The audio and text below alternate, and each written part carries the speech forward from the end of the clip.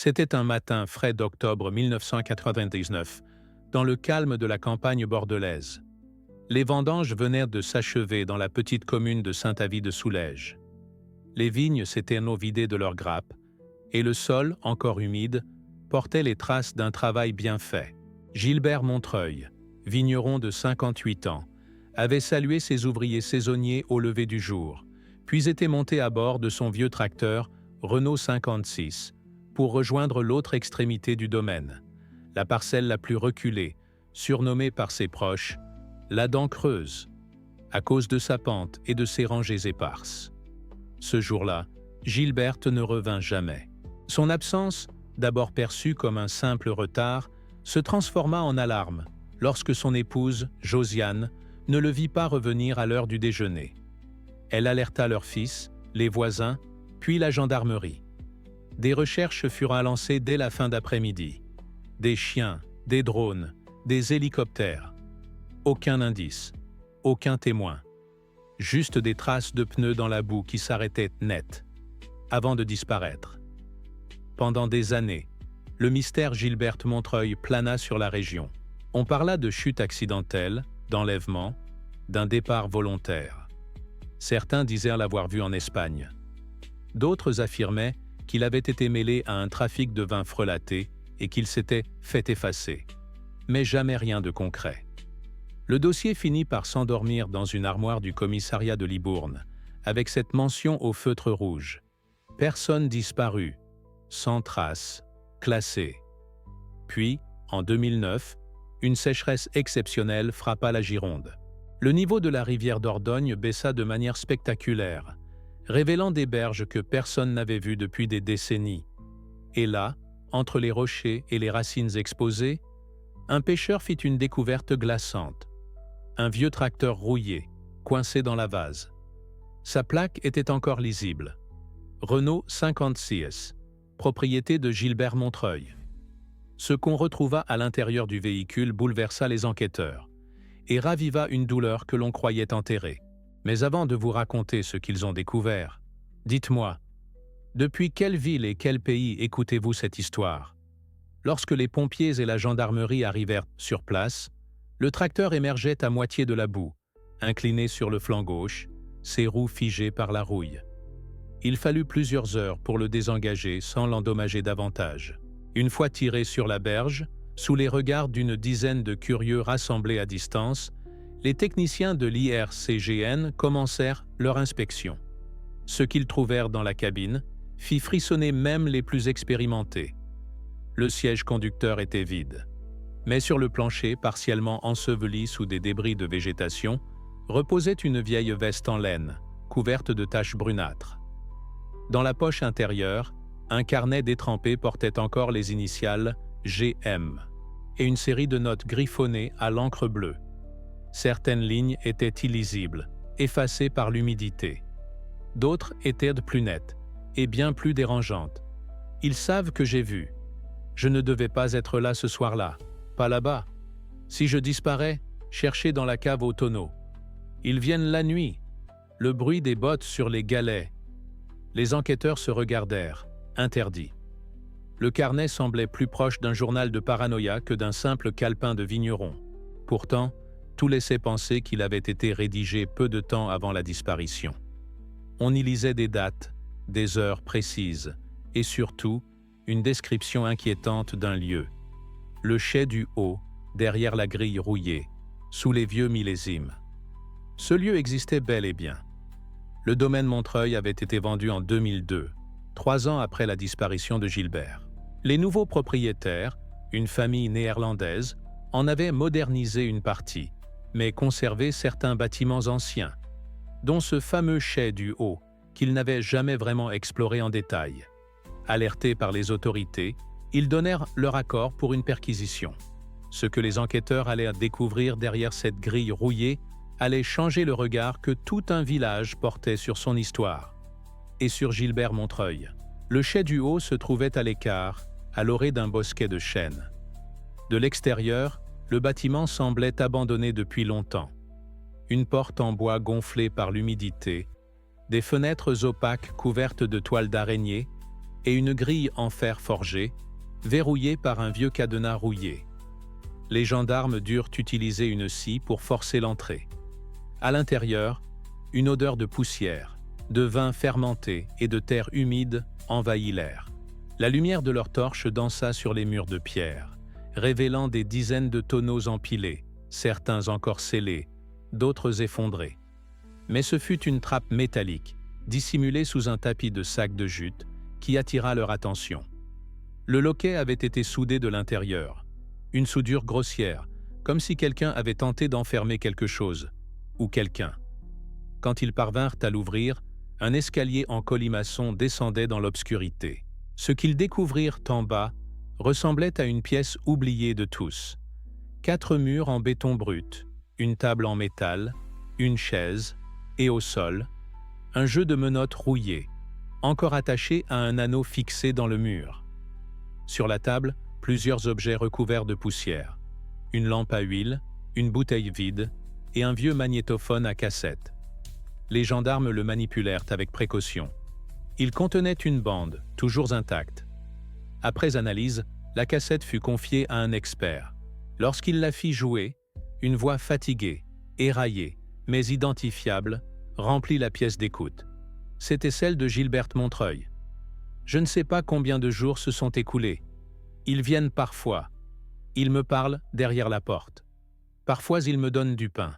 Je les entends rire. Ce n'est plus ma maison. Ce n'est plus ma vie. Puis un silence. Puis un murmure à peine audible. C'était à cause des barriques. Ce que j'ai vu ce soir-là, ce n'était pas du vin. À ce stade, la disparition de Gilbert Montreuil ne ressemblait plus à un accident. Il y avait eu enfermement, séquestration, et peut-être bien plus.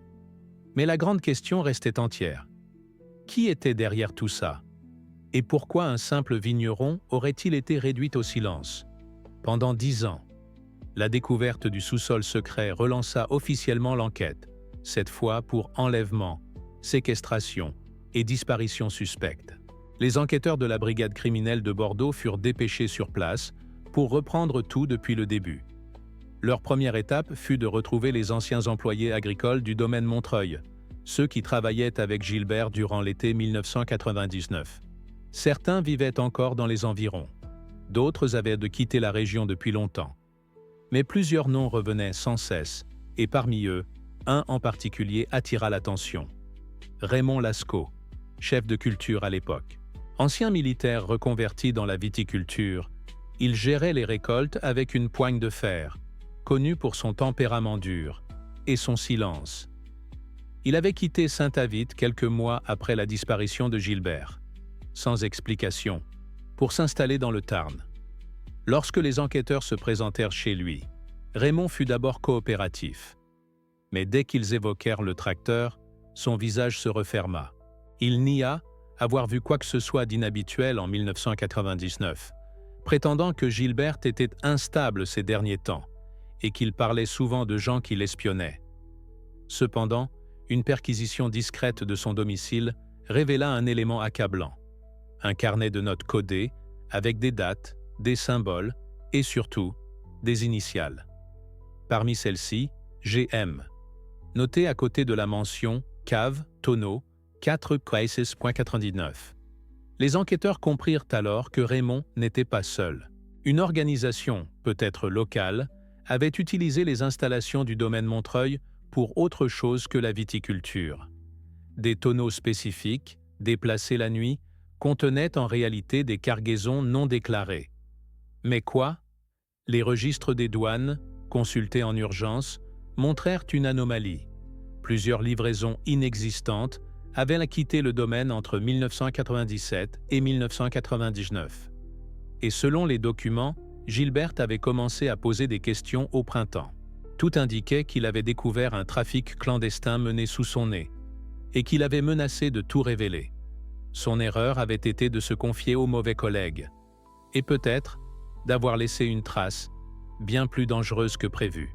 Alors que l'équipe d'enquêteurs fouillait les archives communales de Saint-Avit-de-Soulège, un ancien agent de mairie apporta spontanément une enveloppe jaunie retrouvée dans un tiroir scellé depuis des années. À l'intérieur, un lot de photos argentiques datant de septembre 1999, quelques jours avant la disparition de Gilberte Montreuil. Elles avaient été prises lors d'un repas de fin de vendange organisé sur la place du village. Sur une des images, prise au coucher du soleil, Gilberte posait debout à côté d'un groupe de personnes souriantes. Derrière lui, flouté en arrière-plan, un véhicule utilitaire blanc, sans plaque visible. 3 hommes en descendaient, portant des caisses métalliques. Ce détail n'avait jamais été mentionné auparavant. La photo fut confiée aux techniciens du service numérique de la gendarmerie. Grâce à un agrandissement digital de haute précision, ils réussirent à améliorer les contours et à isoler un symbole discret sur le côté du véhicule. Une grappe de raisin stylisée, traversée par une clé. Logo jamais répertorié dans les coopératives viticoles locales. L'analyse croisée des bases de données européennes révéla un lien inattendu. Ce symbole avait été utilisé par une société écran basée au Luxembourg, disparue en 2001, soupçonnée d'avoir servi de façade à un trafic de biens précieux. Vins rares, antiquités, mais aussi, selon certains rapports classifiés, produits biologiques d'origine indéterminée. Un nom émergea alors, encore plus glaçant. Les Clés du terroir, une société secrète prétendant préserver l'authenticité des traditions agricoles françaises, mais soupçonnée d'avoir mené des expérimentations sur la fermentation illégale de substances interdites, en utilisant des domaines ruraux isolés comme laboratoire temporaire. Les enquêteurs se demandèrent alors: et si Gilberte Montreuil, en découvrant par hasard une opération plus vaste qu'il ne l'imaginait, était devenue un témoin gênant? Et si cette photo, oubliée dans un tiroir de mairie, avait capturé l'instant exact où le destin de Gilbert avait basculé? Le dossier prenait désormais une toute autre ampleur. Et la clé de la vérité se trouvait peut-être dans l'un des tonneaux jamais ouverts. Sous ordre du parquet de Bordeaux, les autorités obtinrent un mandat d'exploration approfondie des caves restantes du domaine Montreuil, désormais entre les mains de la famille néerlandaise. Un chai secondaire, jamais rénové, situé à l'arrière d'un ancien hangar agricole, attirait particulièrement l'attention.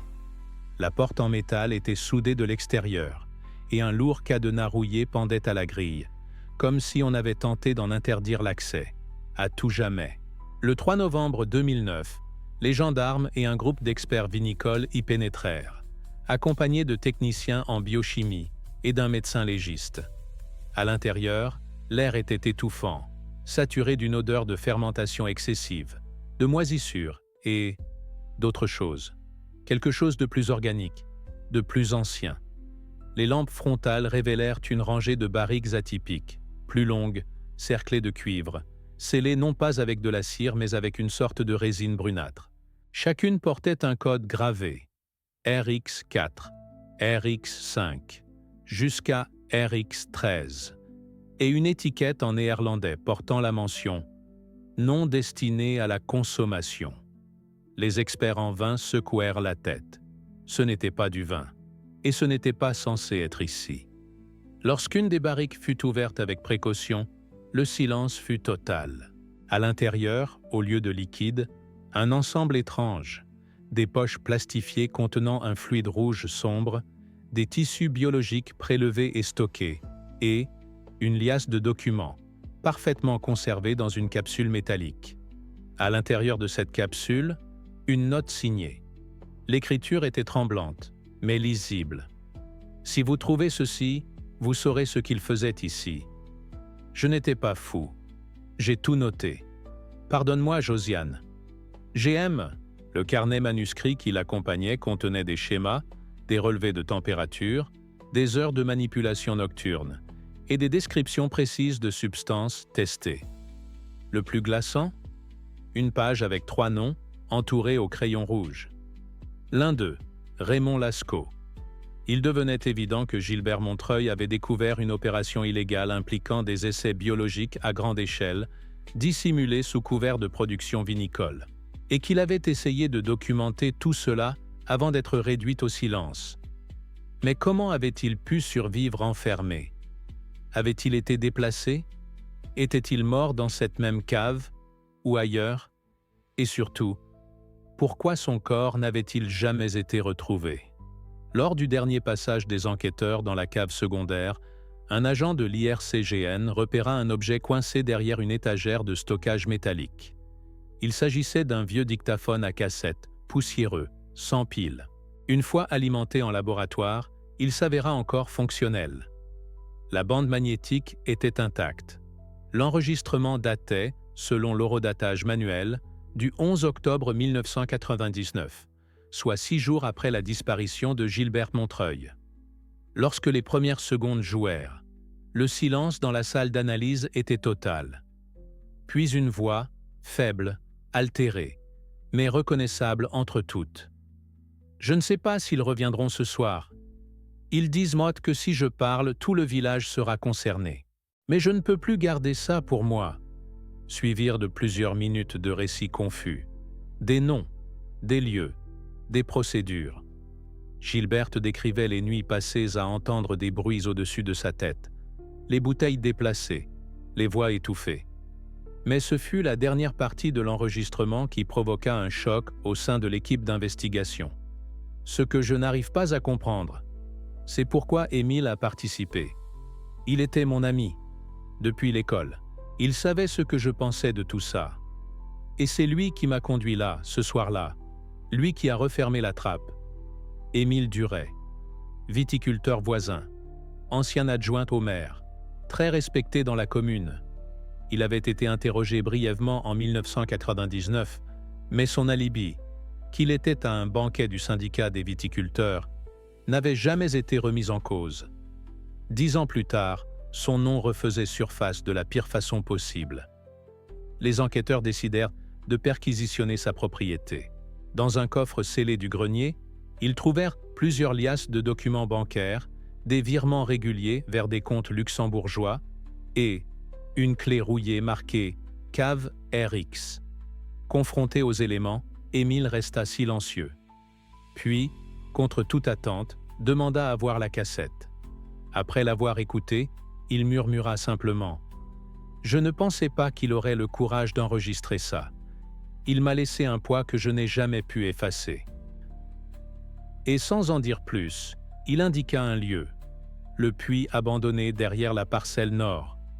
Ce qui s'y trouvait allait mettre fin à une décennie de mystère, mais aussi briser à jamais ce qu'il restait de silence dans le village. Le puits en question se trouvait au bout d'une parcelle envahie de ronces, là où les vignes ne poussaient plus depuis des années. À moitié caché sous une structure effondrée, il était recouvert d'une lourde dalle de pierre, gravée des initiales MG. Yann Montreuil Gilbert, sans doute placé là ironiquement par celui qui avait voulu sceller le secret. Il fallut plusieurs heures pour extraire la dalle. Un robot équipé de caméras descendit en premier. À 6 mètres de profondeur, l'image révéla un amas de débris, des fragments de bois et une silhouette humaine, recroquevillée contre la paroi, habillée d'une chemise à carreaux et d'un pantalon de toile brune. La même tenue que Gilberte portait le jour de sa disparition, selon le témoignage de sa femme. L'extraction du corps fut délicate. Une fois remonté, le légiste confirma qu'il s'agissait bien de Gilberte Montreuil. L'état de conservation permettait encore d'identifier certaines blessures, des traces au poignet, correspondant à des liens serrés, et un traumatisme crânien non accidentel. Il n'était pas tombé. Il avait été jeté. Au fond du puits, sous le corps, les enquêteurs découvrirent un deuxième carnet, mieux protégé, emballé dans un sac étanche. Ce journal contenait les derniers jours de Gilbert. Il décrivait la peur, l'isolement et une ultime tentative d'évasion avortée par Émile lui-même. Le ton des dernières lignes était résigné, presque paisible. « Je sais qu'ils vont finir par m'oublier. Mais si quelqu'un lit ceci, qu'il sache que je n'ai rien inventé. Le vin ne vaut pas une vie, et certaines barriques contiennent plus que du raisin. » La découverte bouleversa tout le village. Saint-Avit-de-Soulège devint le centre d'un scandale national. Les médias affluèrent. Les autorités sanitaires lancèrent des audits sur des dizaines de domaines viticoles, et plusieurs figures locales furent placées en garde à vue. Émile, quant à lui, fut inculpé pour homicide volontaire et conspiration. Il ne prononça plus un mot après son arrestation. La famille Montreuil obtint enfin des réponses. Josiane organisa des obsèques sobres, à la lisière du vignoble. Lors de la cérémonie, son fils Antoine prononça ces mots simples. « Papa n'est pas mort en héros, mais il est mort debout. » Il fallut 10 ans pour que la vérité émerge. 10 ans de silence, de soupçons, de rumeurs. Mais ce jour-là, dans le vent léger des rangées de vignes, une page se tournait enfin. Dans les mois qui suivirent la découverte du corps de Gilbert Montreuil, l'affaire prit une ampleur que nul n'aurait pu imaginer. Les médias nationaux, puis internationaux, s'emparèrent de ce qu'ils baptisèrent « le silence des vignes ». Des reportages, documentaires et enquêtes approfondies révélèrent un réseau bien plus vaste que le simple cas de Saint-Avit-de-Soulège. Plusieurs noms cités dans les carnets de Gilbert se révélèrent être d'anciens coopérateurs agricoles, négociants ou œnologues, ayant tous travaillé, à un moment ou un autre, avec des structures liées aux clés du terroir, cette mystérieuse organisation déjà évoquée dans le carnet trouvé dans le chai. Les enquêteurs identifièrent des transferts d'argent, des fausses métafacturations et même des convois nocturnes signalés près de domaines reculés dans le Languedoc, la Drôme et la vallée de la Loire. Mais ce fut un élément supplémentaire qui choqua le public. Dans un enregistrement découvert dans un entrepôt désaffecté près de Libourne, Gilbert lui-même détaillait un projet expérimental visant à altérer le processus de vinification par l'ajout de substances d'origine biologique inconnues. Ces expériences, selon lui, avaient causé la maladie de plusieurs ouvriers saisonniers. Le tout pour produire un vin plus puissant, durable et rare, destiné à une élite étrangère. Le gouvernement français lança une commission parlementaire. Plusieurs exploitations furent temporairement fermées. Des laboratoires complices furent poursuivis pour falsification de certificats sanitaires. La justice s'empara du dossier, qualifiant l'ensemble de « trafic d'influence criminelle au cœur du patrimoine viticole national ». Josiane Montreuil, bien qu'éreintée, accepta de témoigner devant la commission. « Mon mari voulait juste faire son vin. C'est tout. Il aimait sa terre, pas les secrets. Et pour ça, on l'a réduit au silence. » Son témoignage fut retransmis en direct sur plusieurs chaînes. Des milliers de Français suivirent l'audience, et une pétition nationale réclama que le nom de Gilbert soit associé à une loi de protection des lanceurs d'alerte agricole, ce qui fut adopté 2 ans plus tard. Mais même au milieu de ces grands remous politiques et judiciaires, la mémoire de Gilbert restait profondément intime pour ceux qui l'avaient connu. Dans la cave rénovée du domaine, son fils fit accrocher une plaque simple, au-dessus du fût numéro 13. À celui qui n'a jamais mélangé le vin avec le silence. 10 ans après sa disparition, Gilbert Montreuil avait retrouvé sa voix. Non pas à travers un cri ou un appel, mais à travers les objets qu'il avait laissés derrière lui. Carnets, enregistrements, traces invisibles. Dans chaque page, chaque mot, se dessinait le portrait d'un homme simple, honnête, qui avait aimé sa terre plus que le confort du silence. Le domaine Montreuil, longtemps synonyme de mystère et de drame, fut racheté par Antoine, son fils. Il décida de ne plus produire de vin sous le même nom. À la place, il transforma une partie des terres en lieu de mémoire et d'éducation. Chaque année, des lycéens en filière agricole y venaient découvrir l'histoire de son père, comprendre les dangers de l'omerta et apprendre à reconnaître les signes de corruption, même quand elle se dissimule sous les arômes de tradition.